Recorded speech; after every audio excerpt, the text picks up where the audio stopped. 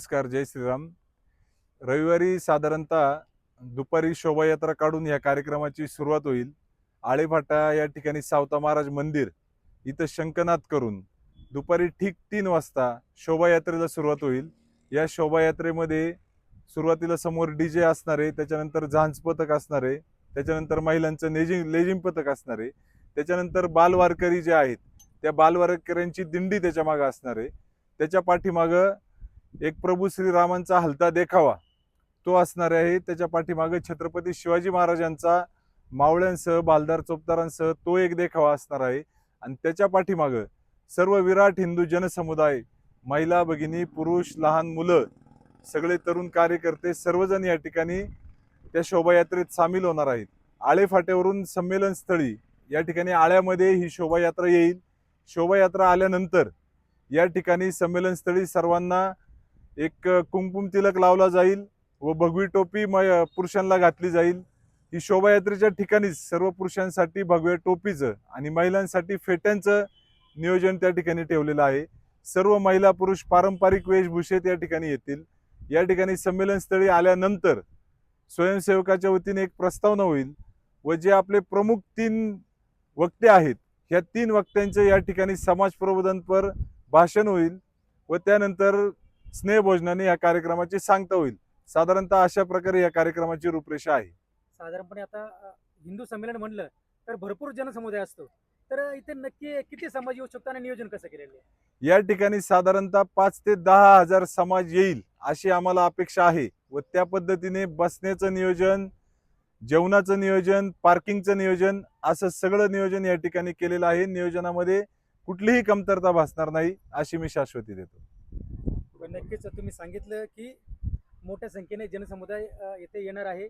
सर्वांना अगदी जेवणापासून तर सर्व आदरातिथ्य इथे केले जाणार, परंतु या कार्यक्रम करण्यामध्ये भरपूर अशा अडचणी आल्या असतील, तर कशा प्रकारे तुम्ही त्या सॉल्व्ह केल्या? नाही, कुठल्याही अडचणी आम्हाला आलेल्या नाही. या ठिकाणी फक्त कार्यक्रम आम्ही करायचं म्हटलो तेव्हापासून आम्हाला सगळं सौजन्य मिळत गेलं. सर्व समाज बांधवांनी, सगळ्या स्तरातील लोकांनी भरपूर प्रकारचं सौजन्य केलं. पोलीस प्रशासनाने असेल म्हणा किंवा इतरही सर्व देणगीदारांनी, सौजन्यदातांनी स्वतःहून स्वयंस्फूर्तीने सौजन्य दिलं. त्याच्यामुळे कुठलीही अडचण आलेली नाही. आमच्या सर्व स्वयंसेवकांनी दिवस रात्र मेहनत करून, आता जे हायवेला आपण लावलेले झेंडे पाहतोय हे आपल्या स्वयंसेवकांनी रात्री 2-2 वाजेपर्यंत लावलेले आहेत. कार्यक्रमात कुठलीही अडचण आलेली नाही. नियोजन एकदम योग्य पद्धतीने चालू आहे. ह्या हिंदू संमेलनाचा मुख्य उद्देश म्हणजे ह्या देशामध्ये बहुसंख्य हिंदू राहतात आणि बहुसंख्य हिंदूंना आपण जेव्हा जागृत करू तेव्हा ह्या देशाप्रती, समाजाप्रती, देशाप्रती, धर्माप्रती त्यांची बांधिलकी त्यांच्या लक्षात येईल आणि ह्या देशाला फायदा होईल त्याचा. कारण हिंदू समाज पूर्णपणे जागृत झाला तर हा देश एकसंघ राहणार आहे. जेव्हा हिंदू समाजाची जिथे जिथे संख्या कमी झाली त्या ठिकाणी हा देशाचा तुकडा पडलेला आहे. तो देश, तो भाग देशापासून दूर गेलेला आहे. त्यामुळं हिंदू समाज जागृत झाला तर देश जागृत होईल आणि पूर्णपणे समाज एकसंघ राहील. आजच्या या तरुणाईच्या युगात नक्की तरुणासाठी काय संदेश द्याल तुम्ही आता? तरुणाईला धर्माविषयी आवड आहे, प्रेम आहे, परंतु तरुणांमध्ये जो अभिमान जागृत झाला पाहिजे धर्माप्रती, त्याचा विचार हा हिंदू संमेलनाच्या माध्यमातून पुढे येणार आहे. देशावरती किंवा धर्मावरती जी काही संकट आहेत ती संकटांची जाणीव तरुणांना झाली पाहिजे आणि त्या संदर्भात कसं काम केलं पाहिजे याचं पण मार्गदर्शन पुढे झालं पाहिजे. त्यामुळे काय होईल की आपला देश सुरक्षित होईल आणि आपल्या कुटुंबाला आणि समाजाला आपल्या तरुणांचा अभिमान त्यातून नक्कीच निर्माण होईल. राष्ट्रीय स्वयंसेवक संघाला 100 वर्ष पूर्ण झालेली आहे. शताब्दी वर्षानिमित्त पूर्ण भारतभर गृहसंपर्क अभियान चालू झालेलं होतं. गृहसंपर्क अभियानामार्फत सर्व स्वयंसेवकांनी घरोघरी जाऊन जे संघाला, समाजात पंचपरिवर्तन अपेक्षित आहे एक जबाबदार नागरिक म्हणून. मग त्यात पहिला मुद्दा असा की सामाजिक समरसता, म्हणजे आपण सर्व हिंदू बांधव आहोत.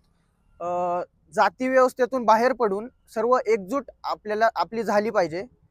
दुसरा मुद्दा असा की पर्यावरण संरक्षण, म्हणजे आपण सण उत्सव साजरे करताना नकळतपणे पर्यावरणाचा ऱ्हास करतो, तर त्याची एक आपण जबाबदार नागरिक म्हणून त्याची पूर्णपणे काळजी घेतली पाहिजे. मग त्यात प्लास्टिकचा वापर असेल, पाणी वाचवणे असेल, झाडे लावणे असेल, त्यांचं संवर्धन करणे असेल. कुटुंब प्रबोधनाचा तिसरा मुद्दा आहे. त्यानंतर चौथा मुद्दा असा होता की स्वबोध, म्हणजे स्वदेशी वस्तू वापरणे, स्वराष्ट्र स्वभाषेचा अभिमान बाळगणे. त्यानंतर नागरिक कर्तव्यबोध हा शेवटचा मुद्दा होता.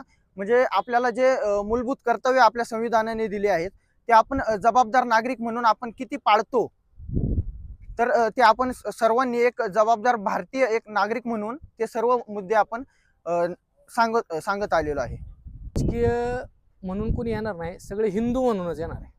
एक जागृत हिंदू म्हणून जो कोणी या संमेलनाला येणार आहे तो एक जागृत हिंदू म्हणूनच येणार आहे. आणि आमचा जो दृष्टिकोन आहे सर्व म्हणजे कामात नियोजन करणारी मंडळ आहे, आयोजक तर सकल हिंदू समाज आहे, पण जे नियोजन करणारी मंडळी आहेत त्यांचे इथं येणारा प्रत्येक माणूस आणि तो देश हितासाठी एकत्र होत आहे आणि त्याचं एक कर्तव्य आहे. तर देशाच्या हितासाठी जो कोणी झटतोय तो हिंदूच आहे आणि त्या हिंदू आमच्या नजरेने प्रत्येक जण हिंदू आहे आणि राजकीय म्हणून आम्ही त्याच्याकडे पाहिलेलं नाही. आणि जे 3 वक्ते आपल्याकडे आहेत, आता तुम्ही नावं सांगितलेली आहेत 3 वक्त्यांची, तर 3 वक्ते सोडून व्यासपीठावर तरी कुणी दुसरं राजकीय नसन किंवा कुठलाही स्वयंसेवक कुणी नसणार आहे. सगळे जे ते सगळ्यांना एक समान हक्क आणि समान व्यवस्था त्यांच्यासाठी केलेली आहे. हे संमेलन कोणत्याच धर्माच्या विरोधात नाही, हे हिंदूंचं म्हणून संमेलन आहे. आता आमच्या स्वयंसेवकांनी सांगितलं की याच्यात प्लॅस्टिकचा वापर टाळा किंवा कुटुंब व्यवस्था असेल, ह्या सगळ्या गोष्टी ज्या सांगितल्या जाणार आहेत ह्या काय कोणत्या धर्माविरोधी नाही. हा हिंदूंसाठीचं संमेलन हिंदू म्हणून आहे. हिंदू सगळा एका छताखाली यावा, एका झेंड्याखाली यावा. जो कायम जाती धर्मामध्ये किंवा प्रांतवादात अडकलेला आहे तो न अडकून राहता सगळं हिंदू समाज एकत्र येऊन सकल हिंदू म्हणून एकत्र राहावा व तो धर्म वाढवला जावा. कोणताच धर्म कोणत्या धर्माच्या विरोधात काम करा अशी शिकवण देत नाही आणि हिंदू धर्म तर नाहीच नाही देत. किंवा आमच्या गीतेमध्ये रामायणामध्ये असं कुठंच कोणत्या धर्माविरोधी काही करा असं सांगितलेलं नाही. हे संमेलन सुद्धा निश्चितपणाने धर्माविरोधी नाहीये. हे धर्माचा अभिमान आणि धर्माचा प्रेम म्हणून असणार आहे. याच्यात कुठल्याही धर्माला विरोध नाही. का सामील व्हावं, तर आता अभिषेकने सांगितलं का आमचं हे जे हिंदू संमेलन आहे ते कोणत्याही धर्माच्या विरोधात नाही, कोणत्याही व्यक्तीच्या विरुद्ध नाही, पण आम्ही हिंदू आहोत. हिंदू म्हणून जगण्यात आणि हिंदू म्हणून सांगण्यात याच्यात काय मला वाटतं काही भीती नसावी. आणि हे संमेलन घ्यायचं कारण आणि लोकांनी यायचं कारण याच्यात का सामील व्हावं हे याच्यासाठी सांगतो की हे जे पंचपरिवर्तन सांगितलेलं आहे, आता भाऊंनी सांगितलं का हे संमेलन पंचपरिवर्तन सांगण्यासाठी केलेलं आहे. कुटुंब प्रबोधन असन, पर्यावरण रक्षण असन किंवा हे सामाजिक समरसता म्हणजे जातीभेद प्रांतभेद सोडून एकत्र येण्यासाठी. तर ही मूल्य लोकांना कळाली पाहिजे. आता लोकांना माहीतच आहे पण ती जागृत करण्यासाठी हे संमेलन आहे. दुसरा विषय असा आहे, आपण आता पाहता सोशल मीडियाच्या माध्यमातून पाहतो, आपण TV या सर्व माध्यमाच्या माध्यमातून पाहतोय का बरेचसे प्रकार हिंदूंवर, हिंदू संघटनांवर, हिंदू लोकांवर जे अन्याय अत्याचार चालू आहे त्याच्यासाठी जागृत राहणे आणि म्हणजे स्वतःचं संरक्षण स्वतःच केलं पाहिजे ही शिकवण आपल्याला प्रत्येक म्हणजे पहिल्यापासून म्हणजे राजे महाराजे देवतांनी स्वतःचं संरक्षण स्वतः केलं पाहिजे. याच्यासाठी आता आपण लव जिहाद सारखे पाहतो, गोहत्या पाहतो, लँड जिहाद पाहतो, हे सगळे जे मुद्दे आहेत इथपर्यंत वेळ गेलीच नाही पाहिजे. त्याच्यासाठी हे संमेलन आहे. आपल्या मुला मुलींना काय संस्कार पाहिजे काय नाही पाहिजे याचं मार्गदर्शन ही जी 3 मंडळी येऊन या ठिकाणी सांगणार आहे त्याच्यासाठी ते मार्गदर्शन ऐकण्यासाठी लोकांनी, सर्व हिंदू समाजाने या ठिकाणी आलं पाहिजे. आणि सगळ्यात महत्त्वाचं म्हणजे का हिंदू या शब्दातून लोकांना अशी शिकवण जाते का हिंदू सर्वसमावेशक आहे.